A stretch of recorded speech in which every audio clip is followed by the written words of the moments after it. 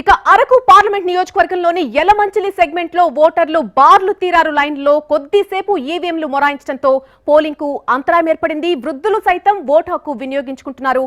యలమంచిలి నుంచి మరిన్ని వివరాలు మా ప్రతినిధి చిరంజీవి అందిస్తారు. అనకాపల్లి జిల్లా రూరల్ ప్రాంతాల్లో పోలింగ్ ప్రక్రియ ప్రశాంతంగా కొనసాగుతుంది. ఉదయం 7 గంటల నుంచి ఓటర్లంతా కూడా తమ దగ్గరలో ఉన్నటువంటి పోలింగ్ బూతుల వద్దకు బారులు తినటువంటి పరిస్థితి కనిపిస్తుంది. ప్రస్తుతం మనం చూస్తున్నాం.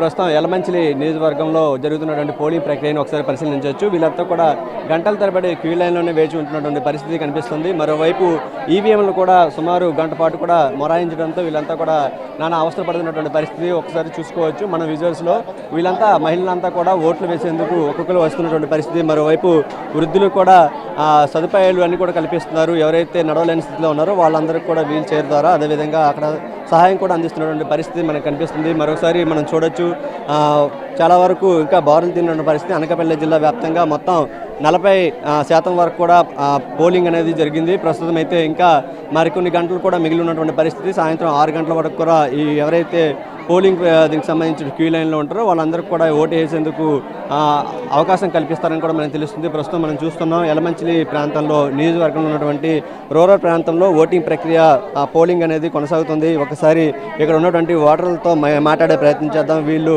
ఎలాంటి ఇబ్బందులు ఎదుర్కొంటున్నారు ఏంటనేది ఒకసారి మాట్లాడే ప్రయత్నం చేద్దాం. ఎన్ని గంటలు ఉండమ్మా లైన్లో ఉన్నారు?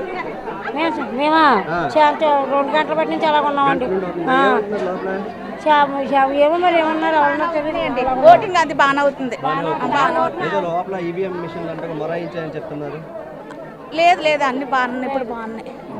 ఎన్ని గంటలు వస్తుంది ప్రాబ్లం అయితే ఇప్పుడు అయితే లేదు. ఇందాక ఉందంట, ఇందాక ఆపారు గంట, మరి ఇప్పుడు ఏం లేదండి.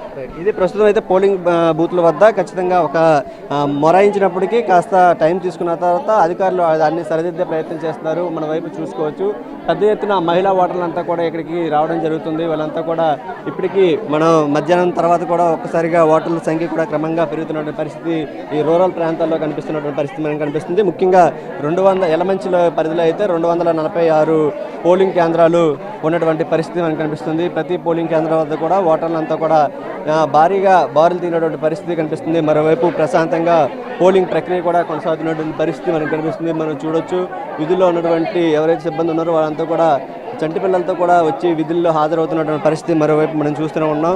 ఏదేమైనప్పటికీ ఇక్కడ అనకాపల్లి జిల్లా వ్యాప్తంగా అయితే మాత్రం పోలింగ్ ప్రక్రియ సజావుగా కొనసాగుతుంది. సాయంత్రం 6 గంటల వరకు ఎవరైతే క్యూ లైన్లో ఉంటారో వాళ్ళందరూ కూడా ఓటు వేసేందుకు అవకాశం కల్పిస్తారు. క్యూ లైన్లో ఉన్నంత కూడా రాత్రి 10 గంటల వరకు కూడా ఓటు వేసేందుకు అన్ని అవకాశాలు కనిపిస్తున్నటువంటి పరిస్థితి ఇక్కడ కనిపిస్తుంది. కెమెరామెన్ రవితో చిరంజీవి ఎన్టీవీ యలమంచిలి నుంచి.